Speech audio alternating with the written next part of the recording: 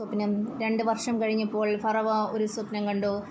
അവൻ നൈൽ നദീതീരത്ത് നിൽക്കുകയായിരുന്നു. കൊഴുത്ത് അഴകുള്ള 7 പശുക്കൾ നദിയിൽ നിന്ന് കയറി വന്നു. അവ പുൽത്തകടിയിൽ മേഞ്ഞുകൊണ്ട് നിന്നു. അതിനുശേഷം മെലിഞ്ഞ വിരൂപമായ വേറെ 7 പശുക്കൾ നൈലിൽ നിന്നു കയറി നദീതീരത്ത് നിന്നിരുന്ന മറ്റ് പശുക്കളുടെ അരികിൽ വന്നു. മെലിഞ്ഞ വിരൂപമായ പശുക്കൾ കൊഴുത്ത് അഴകുള്ള പശുക്കളെ വിഴുങ്ങിക്കളഞ്ഞു. അപ്പോൾ ഫറവ ഉറക്കമുണർന്നു.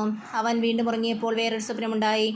ഒരു തണ്ടിൽ പുഷ്ടിയും അഴകുള്ള 7 ധാന്യക്കതിരുകൾ വളർന്നു പൊങ്ങി. തുടർന്ന് 7 കതിരുകൾ കൂടി ഉയർന്നു വന്നു.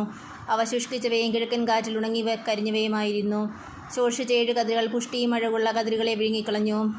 ഉറക്കമുണർന്നപ്പോൾ അതൊരു സ്വപ്നമായെന്ന് ഫറവോയ്ക്ക് മനസ്സിലായി. നേരം പുലർന്നപ്പോൾ അവൻ അസ്വസ്ഥനായി.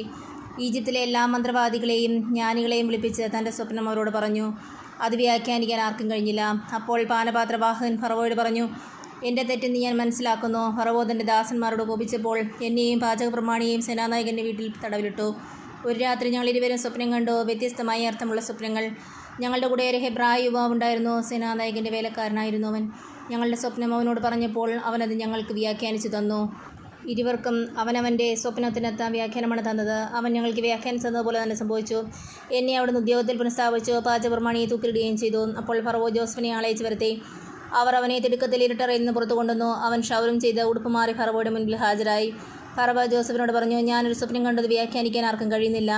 നിനക്ക് സ്വപ്നം വ്യാഖ്യാനിക്കാൻ കഴിയുമെന്ന് ഞാൻ അറിഞ്ഞു. ജോസഫ് ഫറവോയോട് പറഞ്ഞു, അതെൻ്റെ കഴിവല്ല, എന്നാൽ ദൈവം ഫറവോയ്ക്ക് തൃപ്തികരമായ ഉത്തരം നൽകും.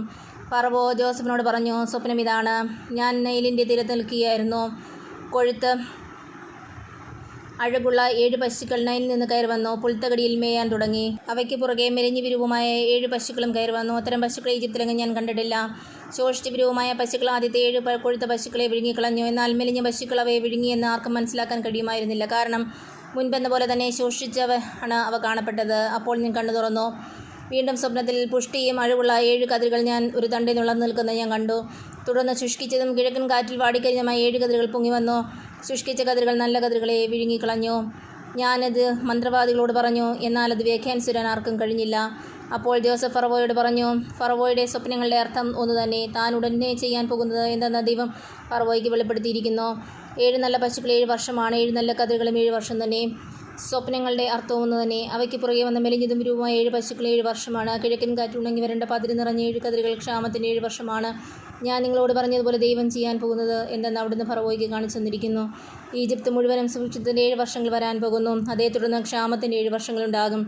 സമൃദ്ധിയുടെ കാലം ഈജിപ്ത് രാജ്യം മറന്നുപോകും. ക്ഷാമം നാടിനെ കാർന്നതിനും പിന്നാലെ വരുന്ന ക്ഷാമം മൂലം സമൃദ്ധി ഈജിപ്തിൻ്റെ ഓർമ്മയിൽ പോലും നിൽക്കില്ല. കാരണം ക്ഷാമം അത്രയ്ക്ക് രൂക്ഷമായിരിക്കും. സ്വപ്നം ആവർത്തിച്ചതിൻ്റെ അർത്ഥം ദൈവക്കാരൻ തീരുമാനിച്ചുറച്ചെന്നും ഉടനെ അത് നടപ്പിലാക്കുമെന്നുമാണ്. അതുകൊണ്ട് ഫറവോ വിവേകിയും ബുദ്ധിമാനുമായ ഒരാളെ കണ്ടുപിടിച്ച് ഈജിപ്തിൻ്റെ മുഴുവൻ അധിപനായി നിയമിക്കണം. ഫറവോ നാട്ടിലെങ്ങും മേൽനാട്ടുകാരെ നിയമിച്ച് സമൃദ്ധിയുടെ 7 വർഷങ്ങളിലും വിളവിൻ്റെ 5-1 ശേഖരിക്കണം. വരാൻ പോകുന്ന സമൃദ്ധിയുടെ വർഷങ്ങളിൽ അവർ ധാന്യം മുഴുവൻ ശേഖരിച്ച് അത് ഫറവോയുടെ അധികാരത്തിന് കീഴ് നഗരത്തിൽ ഭക്ഷണത്തിനായി സൂക്ഷിച്ചു വയ്ക്കണം. ഈജിപ്തിൽ 7 വർഷം നീണ്ടു നിൽക്കാൻ പോകുന്ന ക്ഷാമത്തെ നേരിടാനുള്ള കരുതൽ ധാന്യമായിരിക്കും അത്. അങ്ങനെ നാട് പട്ടിണി കൊണ്ട് നശിക്കാതിരിക്കും. ജോസഫ് ഈജിപ്തിൻ്റെ അധിപൻ. ഈ നിർദ്ദേശം കൊള്ളാമെന്ന് ഫറവോയ്ക്കും അവൻ്റെ സേവകന്മാർക്കും തോന്നി. ഫറവോ സേവകന്മാരോട് പറഞ്ഞു, ദൈവത്തിൻ്റെ ആത്മാവ് കുടികൊള്ളുന്ന ഇവനെപ്പോലെ മറ്റൊരു മനുഷ്യനെ കണ്ടെത്താൻ നമുക്ക് കഴിയുമോ? ഫറവോ ജോസഫിനോട് പറഞ്ഞു, ദൈവം ഇക്കാര്യമെല്ലാം നിനക്ക് വെളിപ്പെടുത്തി തന്നിരിക്കുന്നുണ്ട്. നിന്നെപ്പോലെ വിവേകിയും ബുദ്ധിമാനുമായ ഒരാൾ വേറെയില്ല. നീ എൻ്റെ വീടിന് മേലാളായിരിക്കും. എൻ്റെ ജനം മുഴുവൻ നിൻ്റെ വാക്കനുസരിച്ച് പ്രവർത്തിക്കും. സിംഹാസനത്തിൽ മാത്രം ഞാൻ നിന്നേക്കാൾ വലിയവനായിരിക്കും. ഫറവോ തുടർന്ന്, ഇതാ ഈജിപ്ത് രാജ്യത്തിന് മുഴുവൻ അധിപനായി നിന്നെ ഞാൻ നിയമിച്ചിരിക്കുന്നു. ഫറവോ തൻ്റെ കയ്യിൽ നിന്ന് മുദ്രമോതിരം ഊരിയെടുത്ത് ജോസഫിനെ അണിയിച്ചു. അവനെ പട്ടുവസ്ത്രം ധരിപ്പിച്ചു. കഴുത്തൊരു സ്വർണ്ണമാലയിടുകയും ചെയ്തു. അവൻ തൻ്റെ 2-ാം രഥത്തിൽ ജോസഫിനെ എഴുന്നള്ളിച്ചു. മുട്ടുമടക്കുവിൻ എന്ന് അവർ അവന് മുൻപേ വിളിച്ചു പറഞ്ഞുകൊണ്ടിരുന്നു. അങ്ങനെ ഫറവോ അവനെ ഈജിപ്തിൽ മുഴുവൻ അധിപനാക്കി. ഫറവോ ജോസഫിനോട് പറഞ്ഞു, ഞാൻ ഫറവോയാണ്. എൻ്റെ സമ്മതം കൂടാതെ ഈജിപ്ത് ദേശത്തിലെങ്ങും ആരും കൈയോ കാലോ ഉയർത്തുകയില്ല. അവൻ ജോസഫിന് സഫ്നത്തഫാനെ എന്ന് പേരിട്ടു. ഓനിലെ പുരോഹിതനായ പൊത്തിഫാറിൻ്റെ മകൾ ആസ്നത്തിനെ അവന് ഭാര്യയായി കൊടുക്കുകയും ചെയ്തു. ജോസഫ് ഈജിപ്ത് മുഴുവൻ സഞ്ചരിച്ചു. ഈജിപ്തിലെ രാജാവായ ഫറവോയുടെ സേവനത്തിൽ പ്രവേശിച്ചപ്പോൾ ജോസഫിന് 30 വയസ്സായിരുന്നു. ഫറവോയുടെ മുൻപിൽ നിന്ന് പോയി അവൻ ഈജിപ്ത് മുഴുവൻ ചുറ്റി സഞ്ചരിച്ചു.